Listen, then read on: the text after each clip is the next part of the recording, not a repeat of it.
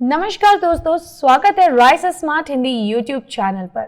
मैं सोनम गोयल फिर से आप सबके साथ मुलाकात करती हूँ आज राइस स्मार्ट के इस प्लेटफॉर्म पर। 7 बजे की क्लास आपको याद रखनी है कि मंडे ट्यूसडे 7 बजे होगी हिस्ट्री की क्लास राइस स्मार्ट के प्लेटफॉर्म पर।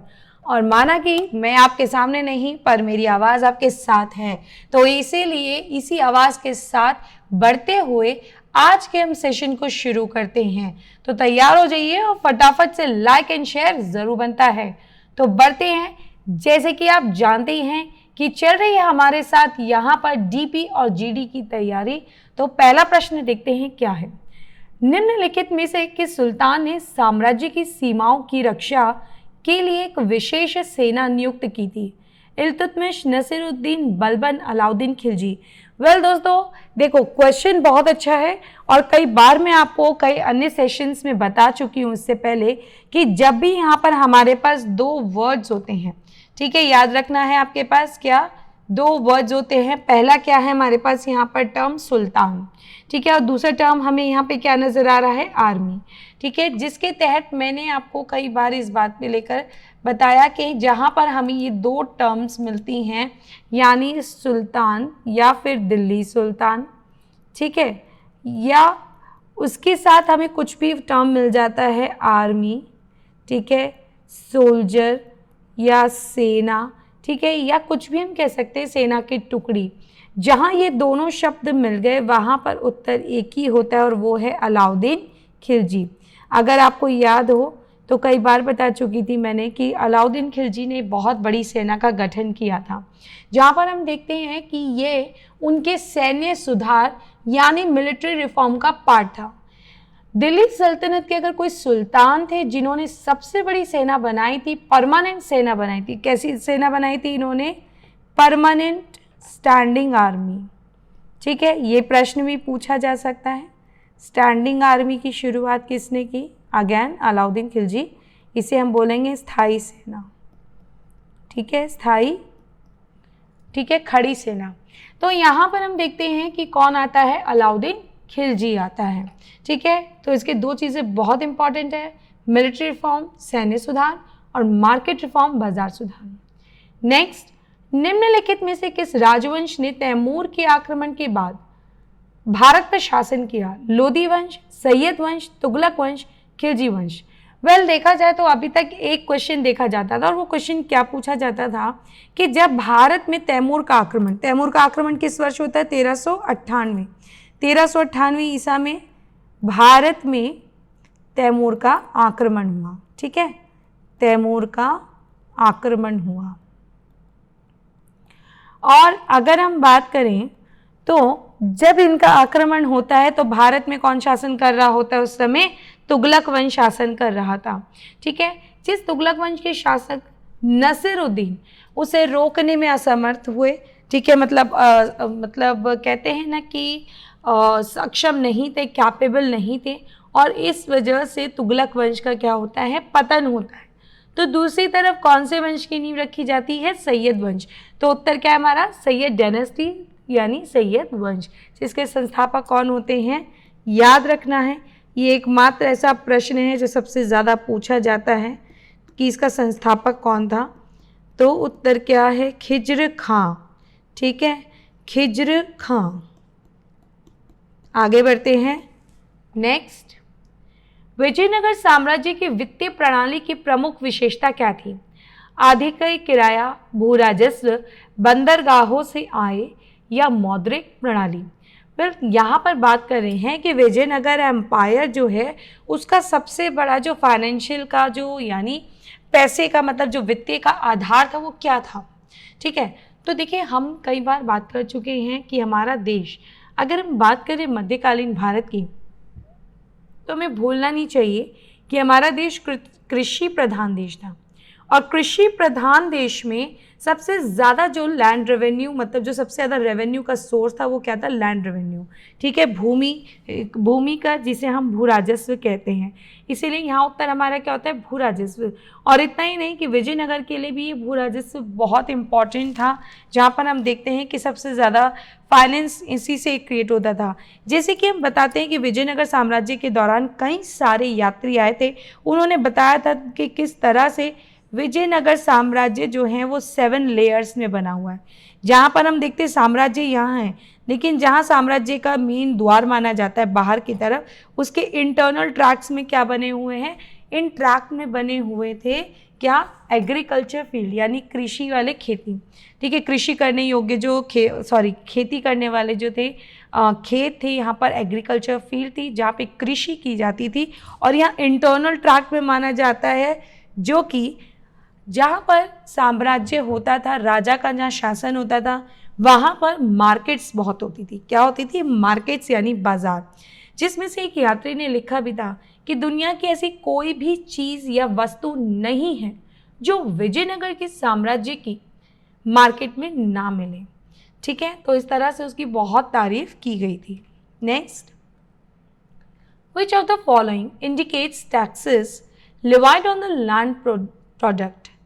ठीक है, select your answer from the following quotes.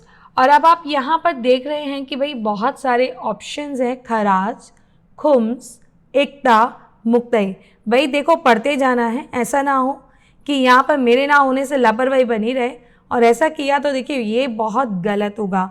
ठीक है, पढ़ना है, और जब हमें पढ़ना है तो कोई मैटर नहीं करता इस बात को लेकर कि पढ़ाई कैसे हो रही है। यहाँ पे हमें प्रश्नों को फोकस करना है भाई, एग्ज़ाम के अकॉर्डिंग देखना है, एग्ज़ाम इम्पॉर्टेंट है। ठीक है, और इतनी अच्छी अपॉर्चुनिटी छोड़ दी ना, तो अभी नहीं तो फिर कभी नहीं। इसीलिए मैं बार बार बोल रही हूँ कि ये प्रश्न जो एग्ज़ाम में आएंगे, मान लीजिए हम पहले भी इस बात को लेकर कितनी बार दावा कर चुके हैं, और ये सब हम लोग ऑन लाइव, मतलब हम गए थे, हम लाइव पे कह चुके हैं। तो प्लीज़ इसीलिए इन सब चीज़ों को इग्नोर नहीं करिए। यहाँ जो क्लासेस हो रही हैं उन क्लासेस को कंटिन्यू करते रहना है। ठीक है, तो फिलहाल इंग्लिश मीडियम स्टूडेंट्स आप सब इसको कर लीजिए, यहाँ पर स्क्रीनशॉट करके यहाँ पर इसको पिक ले लीजिए, ताकि अब हम इसको क्वेश्चन को हिंदी में देखते हैं। ठीक है, इस प्रश्न में हिंदी में क्या कहता है? इस प्रश्न के लिए, निम्नलिखित में से कौन सा भूमि उत्पाद पर लगाए गए करों को इंगित करता है? खराज, खुम्स, एकता, मुक्ताई। निम्नलिखित कोड से अपना उत्तर चुनें। तो यहाँ पर भाई देखिए बहुत सारे ऑप्शन नजर आ रहे हैं, जहाँ पर भूमि के उत्पाद से संबंधित कौन कौन से हैं। देखा जाए तो खराज है, ठीक है, जो कि हम देखते हैं कि इसे लैंड टैक्स बोला जाता था, भूमि कर कहा जाता था। वहीं अगर हम खुम्स कहते हैं तो दरअसल ये जो था युद्ध में जो धन जीता जाता था, ठीक है, युद्ध में जीता गया धन जो फिरोज शाह तुगलक ने इंट्रोड्यूस किया था। और हम जानते हैं कि दरअसल इसका जो रेशियो होता था वो क्या होता था, ये 1/5, ठीक है, 1/5 होता था। और वहीं हम अगर एकता की बात कर रहे हैं तो ये भी भूमि कर एक तरह से एक्चुअली लैंड से संबंधित है। एकता का अर्थ ही क्या है? एकता का अर्थ ही भूमि है। ठीक है, यहाँ पर एकता वर्ड जो है उसका अर्थ भूमि है और जिससे राजस्व प्राप्त करते थे। ठीक है, मुक्ताई की बात करते हैं तो ये भी एक भूमि से संबंधित था, जो कि जो रेवेन्यू मिनिस्ट्री थी वो डायरेक्ट कलेक्ट करती थी, ना कि सुल्तान। ठीक है, लेकिन हाँ, चाहे ये डिफरेंट प्रोसेस ज़रूर से, लेकिन था ये भूमि से ही संबंधित। तो देखा जाए कौन कौन सा हो गया भाई, 1 हो गया, ठीक है, 3rd हो गया, 1st, 3rd एंड 4th हो गया। ठीक है, तो उत्तर हमारा होना चाहिए यहाँ पर क्या, यहाँ 1 है, यहाँ पे 2 3 है, यहाँ 1 2 3 है, यहाँ है हमारा 1st, 3rd एंड 4th। इसका मतलब डी ऑप्शन हमारा उत्तर है। अब चलते हैं आगे। भारत के किस मध्यकालीन राजा ने एकता प्रणाली शुरू की? इल्तुतमिश, बलबन, अलाउद्दीन खिलजी, इनमें से कोई नहीं। तो अभी हम बात ही कर रहे थे एकता की, एक और नया क्वेश्चन एकता पर आ गया है और क्योंकि ये इम्पॉर्टेंट है तो हम देख लेते हैं। दरअसल क्या होता था कि हम देखते हैं कि इसकी शुरुआत करने वाले कौन थे, इल्तुतमिश। ठीक है, इल्तुतमिश हम सभी जानते हैं, जिसे कहा जाता है दिल्ली सल्तनत का वास्तविक संस्थापक। ठीक है, वास्तविक संस्थापक। अब इतना ही नहीं, देखा जाए तो इल्तुतमिश ने ये जो इक्ता जो सिस्टम चलाया था, इसका अर्थ यहाँ पर क्या बताया गया है, भूमि बताया गया है। एक्चुअल में क्या होता था, जो सैलरी जो होती थी जब वो काइंड में दी जाती थी, यानी कैश में ना देकर, ठीक है, वो किस में दी जा रही है, काइंड में दी जा रही है, और उस समय काइंड में क्या काउंट किया जा रहा है, लैंड। ठीक है, तो इस वजह से हम देखते हैं कि यहाँ पे भूमि कर रहे जो भी कल्टीवेटर्स थे, वो दरअसल इसका एक भाग जो था वो टैक्स के रूप में किसको देते थे, यहाँ पर राजा को देते थे, और बाकी का जो शेष है वो है बचा हुआ जो भाग होता था अपने पास रखते थे, वो राजा की तरफ से एक तरह से क्या इनकी सैलरी है। तो वो व्यवस्था क्या कहलाती थी, इक्ता व्यवस्था। जबकि यही सिस्टम को अगर देखें अलाउद्दीन खिलजी ने अपने काल में इसे कैश में जब प्रदान करना शुरू कर दिया था, तो वो डिफरेंट कहलाता है। ठीक है, तो वो क्या हो जाता है, वो डिफरेंट हो जाता है, वो बल्कि इक्ता नहीं रहता। निम्नलिखित में से किसने दिल्ली के 7 सुल्तानों का शासनकाल देखा? अमीर खुसरो, शेख सलीम चिश्ती, ख्वाजा मोइनुद्दीन चिश्ती, इनमें से कोई नहीं। जब मैं इस प्रश्न की बात करूं तो इस प्रश्न को लेकर हालांकि हम लोग कई बार वर्बली डिस्कशन कर चुके हैं, जहां पर मैं आपको ये बहुत बार बता भी चुकी हूं, बट आज ये प्रश्न आ ही गया है। तो देखते हैं, जब हम बात कर रहे हैं, यहाँ पर ऑप्शन हमारे पास क्या है, अमीर खुसरो, शेख सलीम चिश्ती, ख्वाजा मोइनुद्दीन चिश्ती, या इनमें से कोई नहीं। इनमें से कोई नहीं होगा, क्योंकि अभी भी हमारे पास ऑप्शन है, हमारे पास उत्तर है अमीर खुसरो। ठीक है, दरअसल अमीर खुसरो जो है माने जाते हैं जिन्होंने 7 सुल्तान, वैसे अगर मैं आपको बता दूं ना, कई जगह 7 की जगह जो है 8 भी आ जाता है, कोई बड़ी बात नहीं है। कई जगह 7 लिखा होगा, कई जगह 8 लिखा होगा, लेकिन घुमा फिरा के उत्तर आपका एक ही होगा, और वो है अमीर खुसरो। अमीर खुसरो जिन्होंने 7 सुल्तानों का शासन देखा, इन्होंने जो दिल्ली सल्तनत का दरबार, जब उस दरबार में ये जुड़े थे दिल्ली सल्तनत के, तो ये किसके काल से हुए थे, बलबन।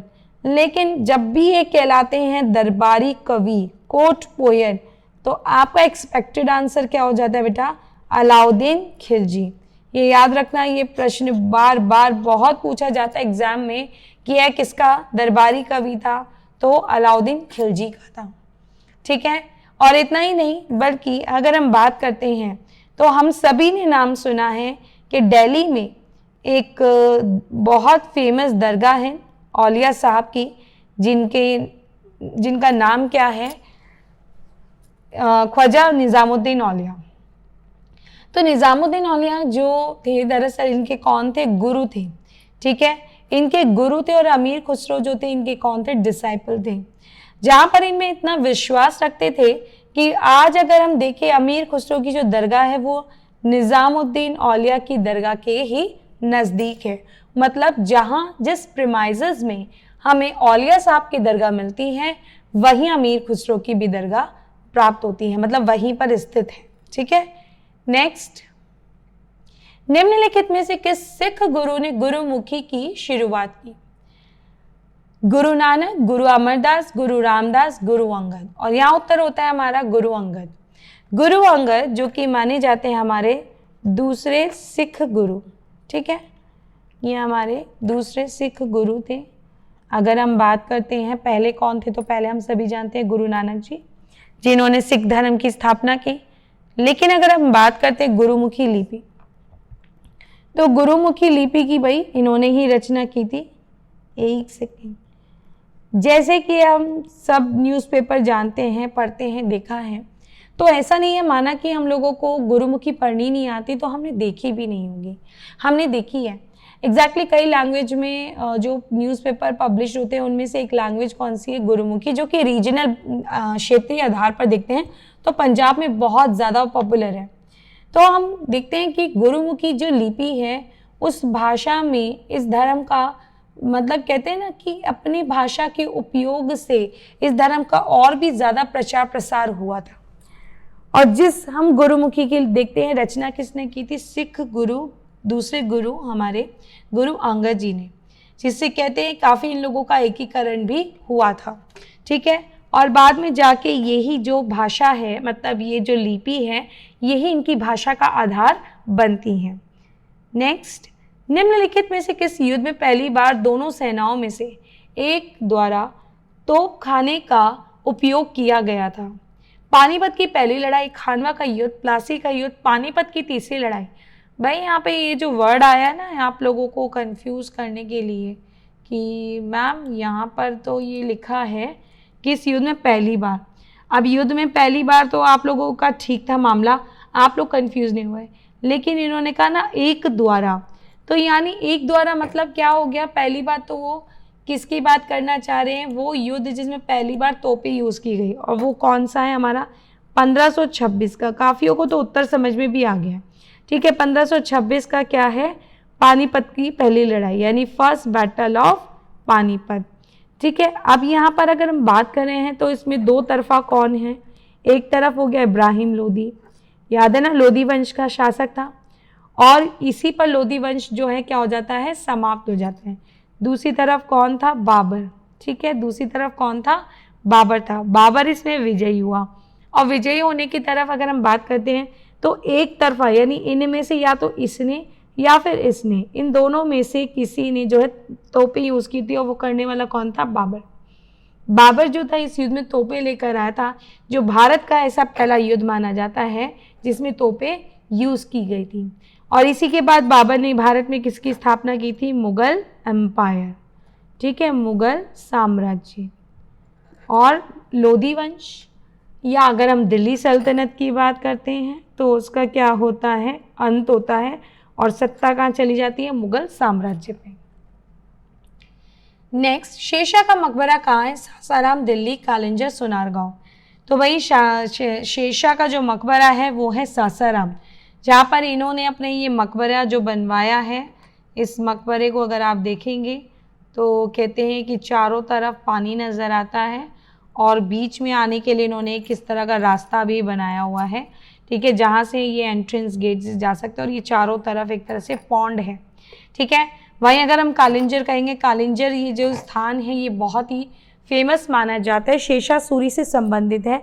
इसका कारण इसलिए है क्योंकि कहा जाता है कि शेरशाह सूरी एक हादसे के दौरान इसकी मौत होती है, और ये मौत तब होती है जब ये कालिंजर विजय पे गया था, जहाँ पर एक गोला बारूद जो था जिसे फेंका जा रहा था उधर किले पर आक्रमण करने के लिए, लेकिन गलती से आकर वो इसी के पास आकर फट जाता है, जहाँ पे ये उतनी बुरी तरह घायल हुआ कि इसके प्राण जो थे वो अटक रहे थे। और जब ये मरा उससे पहले ये लोग सफल हो चुके थे कालिंजर किले पे अपनी जीत को हासिल करने के लिए, और इसीलिए इसने कहा भी था कि अल्लाह ने मेरी आँख बंद होने से मतलब आँख बंद होने से पहले इनकी अंतिम इच्छा को भी पूरा कर दिया। तो कालिंजर विजय से कई प्रश्न आते हैं कि शेरशाह का जो अंतिम विजय, शेरशाह की जो अंतिम विजय थी वो कौन सी थी? कालिंजर विजय थी, क्योंकि उसके बाद वो जिंदा ही नहीं रहा था। ठीक है, या फिर इसकी मौत किस दौरान हुई थी, कहाँ पर हुई थी? तो कालिंजर में। नेक्स्ट, निम्नलिखित में से किस किले का निर्माण अकबर के शासनकाल में नहीं किया गया था? दिल्ली का लाल किला, आगरे का किला, इलाहाबाद का किला, लाहौर का किला। और यहाँ पर है भाई दिल्ली का लाल किला, क्योंकि सभी जानते हैं कि दिल्ली का लाल किला जो है किसने बनाया है? ये बनाया है शाहजहां ने। ठीक है, अभी हम बात ही कर रहे थे ना शेरशाह का, तो दिमाग में वही आ रहा था। तो दिल्ली का लाल किला शाहजहां ने बनवाया है, लेकिन बाकी अगर हम अन्यों की बात करते हैं तो आगरे का किला, जैसे कि हम जानते हैं कि अकबर ने जो अपनी राजधानी बनाए रखी थी वो काफ़ी लंबे समय तक आगरा को ही बनाए रखा था। ठीक है, फतेहपुर सीकरी, जहाँ पर पानी की कमी होने के कारण ये आगरा आ जाते हैं और आगरे में किले का निर्माण करके उसे अपनी राजधानी बनाते हैं। वहीं कुछ हम इलाहाबाद की बात करते हैं तो यमुना जी पर, मतलब ये जो बसा हुआ पूरा ये नगर जिसे हम कहते हैं इलाहाबाद नगर, इसका पुराना नाम प्रयाग था, लेकिन कहते हैं कि बाद में इन्होंने अल्लाह का शहर यानी इलाहाबाद का नाम रख दिया था अकबर द्वारा, और यहाँ पर इन्होंने किला बनाया था। वहीं अगर हम लाहौर के किले की बात करते हैं तो ये भी कहा जाता है कि अकबर ने लगभग 14 वर्ष जो था वो समय, मतलब वो जो ड्यूरेशन था वो इन्होंने लाहौर में व्यतीत किया था, जहाँ पर वो 14 वर्ष के लिए अकबर ने अपने किले मतलब एक किले का निर्माण किया था लाहौर में, और वहाँ पर वो रहने लगे थे। ठीक है, नेक्स्ट देखते हैं। निम्नलिखित में से किसने सबसे पहले सम्राट अशोक के शिलालेखों को पढ़ा था? जॉर्ज वूलर, जेम्स प्रिंसेप, या मैक्स मिलर, या विलियम जोन्स? तो उत्तर होता है यहाँ पर जेम्स प्रिंसेप। जेम्स प्रिंसेप वह व्यक्ति थे, अगर हम बात करते हैं, जिन्होंने एक्चुअल में जो अशोक के जो अभिलेख थे, शिलालेख थे, उनको पढ़ा था, जिससे पता चलता है बहुत कुछ कि ये बौद्ध धर्म को ये मानने वाले थे और किस तरह से इन्होंने अपने मैसेजेस को आगे तक मतलब पहुंचाया था इन शिलालेख के माध्यम से। क्योंकि हम सभी जानते हैं कि सम्राट अशोक ने बहुत सारे अभिलेख लिखवाए थे, और इतना ही नहीं बल्कि इन्होंने पता लगाया कि किस तरह से अशोक के लिए एक वर्ड का यूज़ किया गया था, और वो वर्ड क्या था? पियादसी। ठीक है, पियादसी। जबकि अगर हम देखते हैं तो कई नाम इसको देवानम प्रियदसी बोलते हैं। ठीक है, देवानम पियादसी, पर कई जगह ये पियादसी भी मिलता है, जिसको सबसे पहले जानने वाले यही थे। नेक्स्ट, मॉन्टेग्यू चेम्सफोर्ड प्रस्ताव संबंधित थे, किससे संबंधित है हमें ये जानना है। सामाजिक सुधार, शैक्षिक सुधार, पुलिस प्रशासन में सुधार, संवैधानिक सुधार? और यहाँ पर उत्तर होता है भैया हमारा संवैधानिक सुधार। मॉन्टेग्यू चेम्सफोर्ड प्रपोजल, जो कि हम देखते हैं कि 1919 में आता है, देखा जाए तो हम इसे गवर्नमेंट ऑफ इंडिया भी कहते हैं 1919, क्योंकि देखिए बहुत सारे मतलब ये जो हम लोगों को इंडियन काउंसिल एक्ट बहुत सारे मतलब इससे पहले अगर हम देखते 10 साल पहले भी 1909 में ये आया है, जिसे हम किस नाम से जानते हैं? मॉर्ले मिंटो रिफॉर्म के नाम से भी जानते हैं। तो दरअसल हर 10 साल की अवधि पर जो ये आता था उसमें ही काफ़ी सारे रिफॉर्म्स करता था, जहाँ पर अब इन्होंने कॉन्स्टिट्यूशनल रिफॉर्म की बात की, और प्रोविंशियल लेवल पर इन्होंने जो है क्या कहा था कि यह एक तरह से डायरकी स्टैब्लिश कर रहे हैं। ठीक है, जिसे बाद में 1935 कानून के तहत किस में हम देखते हैं स्टैब्लिश कर दिया जाता है? सेंट्रल लेवल पर। ठीक है, जहाँ पर इसे 2 सब्जेक्ट में बांट दिया जाता है, रिजर्व्ड सब्जेक्ट्स और ट्रांसफर्ड सब्जेक्ट्स। ठीक है, जहाँ पर यहाँ गवर्नर जनरल होगा, लेकिन यहाँ पे गवर्नर जनरल के साथ साथ काउंसिल ऑफ मिनिस्टर्स भी रहेंगे। ठीक है, तो ये चीज़ डिफरेंस के साथ, जिसे हिंदी में बोलते हैं द्वैध शासन या दोहरी शासन। ठीक है, तो एक द्वैध शासन रॉबर्ट क्लाइव वाला था, याद कीजिए, जब पहली बार अंग्रेज़ों ने बंगाल पे कब्जा किया था बक्सर के युद्ध के बाद, तो तब द्वैध शासन आता है। ठीक है, जब संधि साइन होती है इलाहाबाद की, और एक होता है 1919 का दोहरी शासन डायरकी, जिसे द्वैध शासन भी कहते हैं। ठीक है, तो दरअसल यही आगे जाके 1935 में हमें देखने को मिलता है, लेकिन ये क्षेत्रीय आधार पर है, वहाँ केंद्रीय आधार पर होता है। निम्नलिखित में से कौन सा कथन लॉर्ड वेलेस्ली द्वारा शुरू की गई सहायक गठबंधन की प्रणाली पर लागू नहीं होता है? दूसरों के खर्च पर एक बड़ी स्थायी सेना बनाए रखना, भारत को नेपोलियन के खतरे से सुरक्षित रखना, कंपनी के लिए एक निश्चित आय सुनिश्चित करना, भारतीय राज्यों पर ब्रिटिश सर्वोच्चता स्थापित करना। तो यहाँ पर हम देखते हैं क्या है, कंपनी के लिए एक निश्चित आय सुनिश्चित करना। एक्चुअली सब्सिडायरी अलायंस जो कि इसे शुरू करने वाले कौन थे? Lord Wellesley. लॉर्ड वेलेस्ली की मतलब एक बहुत ज़बरदस्त पॉलिसी मानी जाती है सब्सिडायरी अलायंस, जिसे सहायक संधि भी कहते हैं। ठीक है, यहाँ पे लिखा है सहायक गठबंधन यानी सहायक संधि। कहते हैं कि भारतीय जो शासक थे, इंडियन प्रिंस जो होते थे, उनके साथ एक तरह की संधि साइन करते थे, जहाँ पर उन्हें लालच दिया जाता था कि हम अंग्रेज आपकी मदद कर सकते हैं। बदले में जिस संधि में वो पढ़ते थे और जिस संधि को वो साइन कर लेते थे अनजाने में अंग्रेज़ों के साथ, उसके बाद अंग्रेज़ों की जो स्थिर सेना है वो वहाँ पर रहती थी, और बल्कि उनका खर्च जो जितना भी फाइनेंस होता था वो कौन देता था? वहीं का राजकुमार जिसका वो साम्राज्य होता है। इतना ही नहीं, देखा जाए दोस्तों तो एक्चुअल में ये अंग्रेज़ों की एक पॉलिटिक्स भी थी, राजनीति भी थी। क्या कि यहाँ पर हम कैसे भूल सकते हैं कि भारत में बहुत सारी कंपनी थी, फिर वो चाहे पुर्तगाली हो, डचेस हो या फिर फ्रांसीसी। तो ये लोग चाहते थे कि कोई भी अन्य यूरोपियन कंपनी इन भारतीय राजकुमारों से गठबंधन ना कर ले, क्योंकि इस सब्सिडायरी अलायंस, इस संधि का एक और क्लॉज होता था कि अगर आपने हमारे साथ ये संधि साइन कर ली है तो आप किसी भी यूरोपियन पावर्स यानी यूरोपीय शक्ति को आप अपने नियंत्रण में, मतलब कभी आश्रय नहीं देंगे, कभी भी आप जो है यहाँ पर कहते हैं ना छत्र छाया नहीं देंगे। ठीक है, उनके साथ ना कोई व्यापार कर सकते, ना टाई अप कर सकते हैं, उनके साथ हमेशा आपको कोई भी संबंध नहीं रखना है। Next, what was the main reason for the split in the Indian National Congress at Surat in 1907? अब यहाँ पर कांग्रेस के स्प्लिट होने का जो कारण है 1907 में, वो पूछा जा रहा है। देखिए दोस्तों, हम लोग कई बार इस प्रश्न पे चर्चा कर चुके हैं, लेकिन अलग अलग तरीकों से। कई बार सिंपल पूछ लिया जाता है इसकी अध्यक्षता को लेकर, कई बार पूछा जाता है ये स्प्लिट कब हुआ, ये यानी फूट जो पड़ी थी कब पड़ी थी, या फिर कई बार क्या होता है कि हम देखते हैं कि जो ये मतलब सूरत विभाजन हुआ था, वो क्या नाम है, कहाँ पर ये अधिवेशन हुआ था, ठीक है, या इन दोनों के बीच में जो ये विभाजन हुआ था वो कौन से अधिवेशन में हुआ था।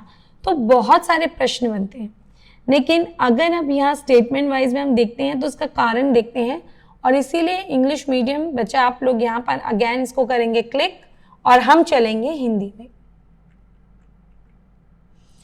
1907 में सूरत में भारतीय राष्ट्रीय कांग्रेस के विभाजन का मुख्य कारण क्या था? लॉर्ड मिंटो द्वारा भारतीय राजनीति में सांप्रदायिकता का परिचय, ब्रिटिश सरकार के साथ बातचीत करने की नरमपंथियों की क्षमता में चरमपंथियों का विश्वास की कमी, मुस्लिम लीग की स्थापना, अरबिंदो घोष की भारतीय राष्ट्रीय कांग्रेस के अध्यक्ष के रूप में चुने जाने में असमर्थता। तो यहाँ पर हमें ब्रिटिश सरकार के साथ बातचीत करने की नरमपंथियों की क्षमता में चरमपंथियों का विश्वास की कमी। एक्चुअली देखा जाए तो यहाँ पर जो कांग्रेस दो गुटों में बटा हुआ था, ठीक है, कांग्रेस के क्या थे, दो गुट थे, और एक था मॉडरेट्स, ठीक है, जिस मॉडरेट्स को आप क्या कहते हो, उदारवादी, ठीक है, और दूसरे कौन हो जाते हैं, एक्सट्रीमिस्ट। कौन होते हैं, एक्सट्रीमिस्ट, जिन्हें आप लोग क्या कहते हैं, उग्रवादी। तो एक्चुअली इनकी पॉलिसी क्या थी कि हम अंग्रेजों के साथ मीटिंग करेंगे, हम लोग यहाँ पर उनके साथ बैठ के चर्चा करेंगे, ठीक है, हम लोग ट्रीटीज पास करवाएंगे, हम लोग पैम्फलेट्स करेंगे। तो ये सब चीज़ें यानी प्यार से आराम से बात होकर अंग्रेज़ों के साथ समझौता करके चलना, सरकार को बनाना।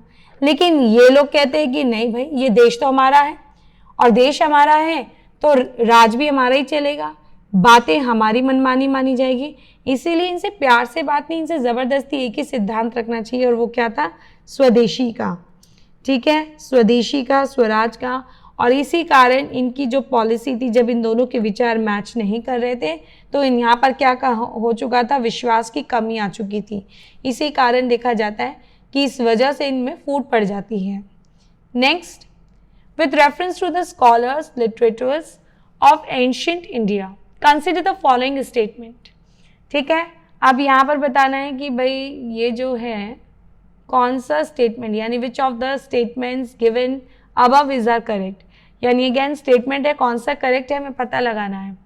तो यहाँ पर इंग्लिश भी सिंपल है, देखा जाए तो हम लोग चाहें इंग्लिश में डिस्कस कर सकते हैं, हिंदी में भी आपको मौका दिया जाएगा कि आप क्लिक कर सकते हैं। Panini is associated with Pushyamitra Shunga. तो भाई पणिनि की अगर बात पुष्यमित्र शुंग से कहते हैं तो ये जो है सही नहीं लगता है, क्योंकि ज़्यादातर अगर हम पणिनि के रेफरेंस से देखते हैं जिन्होंने अष्टाध्याय लिखा है, ठीक है, इनका जो टाइम पीरियड माना जा रहा है वो लगभग 7 से 4 सेंचुरी एस्टीमेट माना गया है, जिस पे ये अभी तक कोई कंफर्मेशन नहीं मिली है कि इनका एग्जिस्टेंस कब था, कैसे था, क्या था, बट अप्रॉक्स माना जा रहा है अशोक का काल या मौर्यों का काल। ठीक है, जहाँ पर अगर हम पुष्यमित्र शुंग की बात कर रहे हैं तो ये मौर्यों के बाद आते हैं।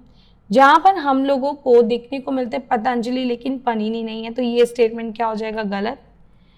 अमर Singh is associated with Harshavardhana, ये भी गलत है, क्योंकि अमर सिंह देखा जाए तो ये किसके दरबार में थे, चंद्रगुप्त टू के नवरत्न में थे, ठीक है, जो एक बहुत बड़े ग्रामेरियन थे, ठीक है, और व्याकरण जो मतलब जिनका अध्ययन करते थे ये, ठीक है। तो इसलिए हम देखते हैं कि हर्षवर्धन के काल में कौन थे, बाणभट्ट थे, तो ये भी स्टेटमेंट दोनों का मैच नहीं करता, यहाँ पे मेल नहीं खाता। Kalidas is associated with Chandragupta too, तो यहाँ पर ये सही है क्योंकि कालिदास जो थे अगेन चंद्रगुप्त द्वितीय, ये कौन है, गुप्त रूलर, कौन है ये, गुप्त रूलर हैं, बहुत ही फेमस रूलर, जिन्होंने कौन सी उपाधि ली थी, इन्होंने उपाधि धारण जो की थी वो थी विक्रमादित्य, कौन सी थी, विक्रमादित्य, ये प्रश्न कई बार आता है, ठीक है। और इसीलिए हम देखते हैं ये वाला जो स्टेटमेंट है थर्ड वाला वो बिल्कुल सही है, यानी उत्तर हमारा सी यहाँ पर हो सकता है बिल्कुल सही, ठीक है। और इस बार जो हिंदी मीडियम बच्चे आप कर सकते हैं यहाँ पर क्लिक। चलते हैं आगे। भारत के प्रतीक चिन्ह के नीचे अंकित राष्ट्रीय आदर्श वाक्य सत्य में जयते कहाँ से लिया गया है, कथा उपनिषद, छंदोग्य उपनिषद, ऐतरेय उपनिषद, मुंडकोपनिषद। उत्तर होता है हमारे यहाँ पे मुंडकोपनिषद।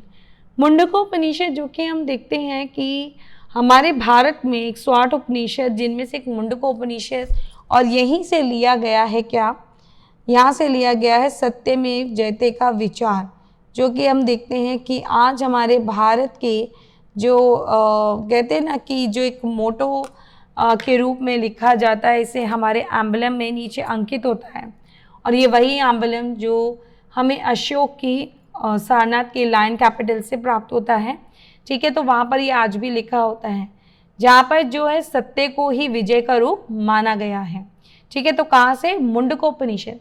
और एक और मैं आप लोगों को यहाँ चीज़ क्लियर कर दूँ, एक मुंडकोपनिषद है, एक है मांडुको, मांडुकोपनिषद, मुंडको नहीं मांडुको, तो वो डिफरेंट है, इससे कभी भी कंफ्यूज नहीं होना, बहुत ध्यान से आपको ये करना है। 1857 के विद्रोह के प्रमुख कारणों में शामिल नहीं है शिक्षा की नई प्रणाली, विधवा पुनर्विवाह अधिनियम, अफगानिस्तान में भारतीय सिपाहियों को भेजना, भारतीय और ब्रिटिशों के बीच अंतर विवाह पर रोक लगाने वाले कानून।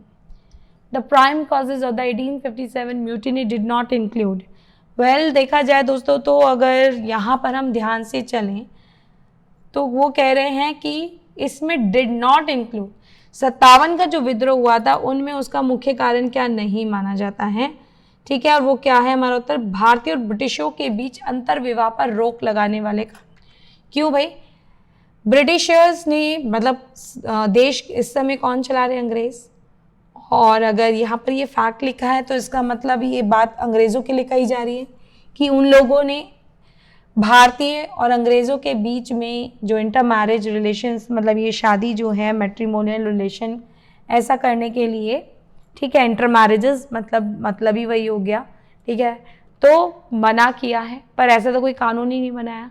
जबकि अंग्रेज़ देखा जाए तो यहाँ पर इनिशिएटिव्स ले रहे थे, अप्रिशिएट कर रहे थे यहाँ पे ब्रिटिशर्स को कि वो भारत में अपनी जनसंख्या बढ़ाए और भारतीयों के साथ वैवाहिक संबंध बनाए, ठीक है। अगर हम बात करते हैं न्यू सिस्टम ऑफ एजुकेशन, तो ये बिल्कुल था भाई कारणों में से, क्योंकि इस समय जो मिशनरीज और इंग्लिश एजुकेशन जो बड़े पैमाने पर इंट्रोड्यूस किया जा चुका था, जिसके कारण अंग्रेज़ों की सोच हर जगह पर नोटिस की जा रही थी, तो ये मुख्य कारण है। विडो रिमैरिज एक्ट भी बहुत बड़ा कारण है, क्योंकि एक तरह से अंग्रेज़ों के द्वारा भारतीयों के रीति रिवाज में क्या है, इंटरफेरेंस है, जो उन्हें पसंद नहीं आता। तो तीसरा देखते हैं कि इंडियन सिपाहीज जिनको भेज दिया जाता था युद्धों में लड़ने के लिए, जिसके कारण वो बड़े पैमाने पे मारे जाते थे, कुछ खास भत्ता भी उन लोगों को नहीं दिया जाता था, और यहाँ अफगानिस्तान भी भेजा गया था। तो ये तीनों कारण तो इंक्लूडेड थे, ठीक है। नेक्स्ट देखते हैं, बिरसा मुंडा ने अंग्रेजों के विरुद्ध किस क्षेत्र में कार्य किया, पंजाब, छोटा नागपुर, तराई, मणिपुर। यहाँ उत्तर है छोटा नागपुर। बिरसा मुंडा जो कि हम देखते हैं कि एक ट्राइबल थे, और हम देखते हैं कि दरअसल अंग्रेज जो भारत में एक व्यापार के उद्देश्य से आए थे, लेकिन भारत का ऐसा कोई भी कोना कोना दूर तक नहीं देखने को मिलता है जहाँ पर इन लोगों ने अपनी पहुँच ना छोड़ी हो। इवन अगर देखा जाए तो हमारे भारत के जो कबीलाई लोग हैं, जो वो अपनी पुरानी परंपराओं के अनुसार चलते आ रहे थे, अपने कबीलाई व्यवस्था के अनुसार चल रहे थे, उन सब के जो ट्राइबल लाइफ के को डिस्टर्ब करने वाले अंग्रेज थे, इस बात से काफ़ी सारी ट्राइब्स जो थी इनके अगेंस्ट हुई थी। जहाँ पे हम काफ़ी सारे ट्राइबल रिवोल्ट्स देखते हैं, उनमें से हम यहाँ पर ये देखते हैं बिरसा मुंडा का, जहाँ पे हमें नज़र आती है वो छोटा नागपुर में। ठीक है, दरअसल अंग्रेज़ों के खिलाफ एक तरह का विरोध था, और विरोध क्यों कर रहे थे? क्योंकि इन्होंने इस ट्राइब के जो पुराने पारंपरिक व्यवस्था थी, जो स्ट्रक्चर था, उसके साथ इन्होंने खिलवाड़ किया। एक्चुअल में उसको ये छेड़छाड़ करने की कोशिश कर रहे थे। सिकंदर का कड़ा प्रतिरोध करने वाले पोरस का क्षेत्र नदियों के बीच स्थित था। सतलुज और ब्यास, झेलम और चिनाब, रावी और चिनाब, गंगा और यमुना। भाई एक बात ध्यान रख लो कि यहाँ पर ये अलेक्जेंडर आया था, और अलेक्जेंडर जो था 326 ईसा पूर्व में पोरस के साथ लड़ता है युद्ध। ठीक है, ये प्रश्न आता है, हम देखते हैं 326 ईसा पूर्व में सिकंदर, ठीक है, जिसे हम कहते हैं अलेक्जेंडर, सिकंदर महान, अलेक्जेंडर द ग्रेट, ठीक है, जिसने पोरस के साथ युद्ध लड़ा था, हम देखते हैं। और पोरस के साथ युद्ध लड़ने के दौरान, मतलब बाद, हम देखते हैं कि विजयी तो हुआ था अलेक्जेंडर, लेकिन पोरस की वीरता को देखकर इन्होंने इनका साम्राज्य लौटा दिया। तो जो युद्ध इन्होंने लड़ा था, देखो याद करने का, लर्न करने का एक और तरीका होता है। ठीक है, अब जिस युद्ध की हम बात कर रहे हैं, बार बार जिक्र कर रहे हैं, वो पोरस और अलेक्जेंडर से जो संबंधित है वो इम्पॉर्टेंट है। और वो कौन सा हो जाएगा युद्ध? हाइडेस्पीस का युद्ध। अब आप कहोगे मैम ये तो हमने सुना नहीं, लेकिन ध्यान याद हो जाएगा धीरे धीरे। हाइडेस्पीस का युद्ध, ठीक है। और अगर देखें तो ये ग्रीक की भाषा में कहलाता है हाइडेस्पीस। हमारी भारतीय भाषाओं में ही, हमारे भारतीय इतिहास में से क्या कहा गया? झेलम का युद्ध। ठीक है, और झेलम नदी का पुराना नाम क्या था? वितस्ता। याद रखना, आपको ज्योग्राफी वाली मैम ने पढ़ाया होगा, झेलम का पुराना नाम वितस्ता, इसलिए इसको वितस्ता का युद्ध भी कहते हैं। तो यहाँ पर झेलम एक ही जगह नजर आ रहा है। ठीक है, तो आप इससे याद कर सकते हैं कि झेलम और चेनाब के बीच स्थित था। ठीक है, चलते हैं आगे। त्रिशूल के आकार का प्रतीक बौद्ध धर्म का प्रतिनिधित्व नहीं करता है। निर्वाण, संघ, बुद्ध, धम्म। अगर आपको दोस्तों याद हो तो बौद्ध धर्म में जो 3 सिंबल, मतलब 3 आधार माने जाते हैं, जिसे ट्रीडेंट कहा जाता है। ठीक है, यहाँ पर आप देख रहे हो ना, ये वर्ड लिखा हुआ है ट्रीडेंट, त्रिशूल के आकार का। तो दरअसल ये 3 होता है, ये दिख रहे हैं त्रिशूल, ये 1, 2 और ये 3। ठीक है, तो ये कौन होते हैं? बुद्ध, धम्म और संघ। ये आप रट लीजिए, बुद्ध, धम्म, ठीक है, धम्म, और तीसरा हो जाएगा बेटा संघ। ठीक है, तो उसके आधार पर देखा जाए तो अब कौन सा नहीं है? यहाँ पर ये तीनों यहाँ हैं, यानी निर्वाण नहीं है, तो निर्वाण यानी इसका भाग नहीं था। इससे आपको याद रखना है, तो इन तीनों को ट्रीडेंट कहा जाता है, जिससे आप उत्तर बता सकते हो कि निर्वाण इसमें शामिल नहीं था। नेक्स्ट, विजयनगर के शासक कृष्णदेव राय की कृतियां मुक्त मालेदा थी, तेलुगु, संस्कृत, तमिल, कन्नड़। तो यहाँ पर उत्तर होता है तेलुगु। एक्चुअली विजयनगर साम्राज्य, जो कि हम देखते हैं 14th सेंचुरी में स्टैब्लिश्ड हुआ, एक बहुत विशाल साम्राज्य, जिसकी राजधानी कौन सी थी? हम्पी। इस पर आगे एक वंश होता है, जिस वंश को हम जानते हैं तुलु वंश के नाम से। उनमें एक जाने माने शासक थे जिनका नाम था कृष्णदेव राय। देखो, माना जाए तो बाबर, ठीक है ना, मुगल सम्राट जो बाबर था, मुगल बादशाह बाबर जो था, दरअसल उसने भी अपनी आत्मकथा, बाबर की आत्मकथा कौन सी? तुज़्ज़ुक़े बाबरी। उसने तुज़्ज़ुक़े बाबरी में कृष्णदेव राय की बहुत तारीफ की है। ठीक है, और कृष्णदेव राय का काल बहुत ही स्वर्ण युग माना जाता है, किसके लिए? तेलुगु भाषा के लिए। ठीक है, जिसमें इनकी रचना एक बहुत ही फेमस है, और वो कौन सी है? अमुक्त मालेदा। तो ये बहुत क्वेश्चन आता है, आपको याद रखना है, कई बार पूछा गया, ये पहली बार नहीं है। नेक्स्ट देखते हैं, भारत के गवर्नर जनरल के भारत के गवर्नर जनरल के कार्यालय में वायसरॉय की उपाधि पहली बार जोड़ी गई 1848, 1856, 1858 और 1862। तो यहाँ उत्तर हो जाएगा भाई हमारा 1858। क्योंकि ऐसा कब हुआ था? गवर्नर जनरल का पद कब तक था? 1857 के विद्रोह से पहले। हालांकि विद्रोह में भी यही पद था, लेकिन देखा जाए तो ये विद्रोह जब समाप्त होता है 1858 में, उसके बाद ये जो पद था वो समाप्त हो जाता है और कन्वर्ट हो जाता है, गवर्नर जनरल का पद समाप्त हो जाता है और ये पद किस में कन्वर्ट हो जाता है? वाइसरॉय। तो उत्तर क्या होगा हमारा? 1858। नेक्स्ट, बाबर के अलावा किस मुगल शासक ने अपनी आत्मकथा लिखी है? अकबर, हुमायूं, जहांगीर, शाहजहां। बहुत अच्छा क्वेश्चन है भाई, देख लो आप लोग, क्योंकि अभी तक बाबर का सभी को याद था कि बाबर ने अपनी आत्मकथा लिखी है, लेकिन अगर हम अन्य मुगल सम्राटों की बात कर रहे हैं, उनमें से जहांगीर भी थे, जिन्होंने अपने ग्रेट ग्रैंडफादर यानी हम देखते हैं कि बाबर को याद करते हुए एक और तरीके से उसी अंदाज में कोशिश की थी अपनी भी आत्मकथा को लिखने की, जिसे हम कहते हैं तुज़ुक-ए जहांगीरी, जिसे एक और नाम से जाना जाता है जहांगीरनामा। ठीक है, जहांगीरनामा। और ये कौन सी भाषा में था? फारसी। ठीक है, पर्शियन भाषा में। तो देखा जाए तो इन्होंने कोशिश की थी इसे पूरा पूरा लिखने की, जहाँ पर ये अपने काल का 1621 तक लिख पाए थे। उसके बाद से ये मतलब इन्होंने जो जिस दौरान तक इन्होंने लिखी थी उसमें कोशिश की थी इन्होंने कि इस आत्मकथा में वो जितनी भी राजनीति है, पॉलिटिक्स है, ठीक है, और जितना भी जो आर्ट, जो मतलब पेंटिंग्स वगैरह उनके काल में, उनके टाइम पीरियड में जो डेवलप हो रहा था, उसके बारे में इन्होंने जिक्र किया है, वर्णन किया है और अपनी फैमिली लाइफ के बारे में बताया, इनके फैमिली मेम्बर्स के बारे में बताया है, लेकिन इसे पूरा नहीं कर पाते हैं। बाद में ये कार्य जो है, एक कहते हैं ना मुक्तबा खां नाम के जो व्यक्ति थे, उन्होंने इसे कंटिन्यू किया था बाद में। ठीक है, नेक्स्ट देखते हैं, बुद्ध का संबंध किस गणराज्य से है? लिच्छवी, शाक्य, मल, उपरोक्त में से कोई नहीं। बहुत ही ज़्यादा सिंपल क्वेश्चन, जो कि अक्सर हम देखते हैं कि बुद्ध जो थे दरअसल वो शाक्य, जो इनके पिता थे, ठीक है, वो पिता कौन थे? शाक्य वंश के शासक थे, जिनका मतलब जो से महात्मा बुद्ध, जो गौतम बुद्ध है, जिनका वास्तविक नाम सिद्धार्थ था और जिनका जन्म कहाँ पर हुआ था? याद करना है, याद करिए, नेपाल में। ठीक है, तो कहाँ पर? नेपाल में। तो ये कौन से क्लैन के थे? शाक्य क्लैन के थे। नेक्स्ट, भारत के ब्रिटिश सरकार द्वारा गांधी जी को दी गई उपाधि? केसरी हिंद, हिंद केसरी, माननीय या महात्मा?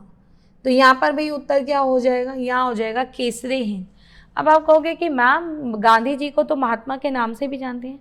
बिल्कुल सही बात है भाई, लेकिन अगर आपको ध्यान हो, अगर आप नोटिस कर रहे हैं यहाँ पर, तो क्वेश्चन में क्या लिखा है? भारत की ब्रिटिश सरकार द्वारा, क्योंकि जो महात्मा की उपाधि है, वो महात्मा की उपाधि उन्हें किसने दी थी? महात्मा की उपाधि उनको प्रदान करने वाले थे रविंद्रनाथ टैगोर। ठीक है, लेकिन ब्रिटिश सरकार ने इनको कौन सी उपाधि दी थी? केसरी हिंद। देखो बेटा, यही तरीका होता है क्वेश्चंस को डील करने का। अगर आप प्रश्नों के शब्दों को ढंग से एक बार देख लोगे, समझ लोगे, आपका कोई भी प्रश्न नहीं रहने वाला। नेक्स्ट, यवनिका शब्द का अर्थ था विदेशी सामान। तो यहाँ पर ऑप्शंस है विदेशी सामान, नर्तक मतलब डांसर यानी नृतक, पर्दा, रंगमंच। तो यहाँ पर जो यवनिका शब्द है इसका अर्थ है पर्दा, एक्चुअली कर्टेन। अब आप कहोगे ये हम पहली बार सुन रहे हैं, क्योंकि काफ़ी स्टूडेंट्स ने अभी तक शायद नहीं पढ़ा है कि प्राचीन काल में एक दौर आता है जो पोस्ट मॉडर्न पीरियड में, यानी मौर्यों का जब एक समय पर हम देखते हैं कि अंत होता है और भारत में शुंग वंश की नींव ही नहीं बल्कि भारत के कई अलग अलग हिस्सों में कई राजवंश उदय होते हैं, जिनमें से एक थे इंडो ग्रीक्स, हिंद यूनानी। इनको क्या बोलते हैं बेटा? हिंद यूनानी कहते हैं। दरअसल इन लोगों ने यहाँ पर बहुत सारे कल्चर्स जो थे इंट्रोड्यूस किए थे, ठीक है ना, जिनमें से एक था कर्टेन, और इनकी भाषा में कर्टेन को क्या बोलते थे? यवनिका बोलते थे। क्या बोलते थे? यवनिका। ये प्रश्न ना दरअसल कई बार पूछा जा चुका है, हालांकि प्रश्न आपको कम देखने को मिलेगा, लेकिन आप इसे ऐसा नहीं कह सकते पूरी तरह से पूछा नहीं गया। इंडो ग्रीक से जो सबसे ज़्यादा एक्सपेक्टेड क्वेश्चन पूछा जाता है एग्जाम पॉइंट ऑफ व्यू से, तो वो कौन सा माना जाता है कि सबसे पहले जो गोल्ड कॉइन्स हैं वो इंट्रोड्यूस करने वाले भारत में कौन थे, तब उत्तर होता है इंडो ग्रीक्स, हिंद, यूनानी। ठीक है, तो आगे देखते हैं बढ़ते हुए। और भाई इसके साथ हुआ आज का सेशन पूरा। तो कैसा था ये प्रश्नों का संग्राम मेरे साथ, फटाफट से कमेंट बॉक्स में लेकर बताइए। लाइक एंड शेयर भाई ज़रूर करना, लाइक एंड शेयर तो बनता है। इसी तरह के क्लासेस के साथ जुड़े रहिएगा और फिर से मैं इस प्लेटफॉर्म पर आप सबके साथ सेम टाइम पे 7 बजे मुलाकात करूँगी एक नए सेशन के साथ। तब तक टाटा बाय बाय।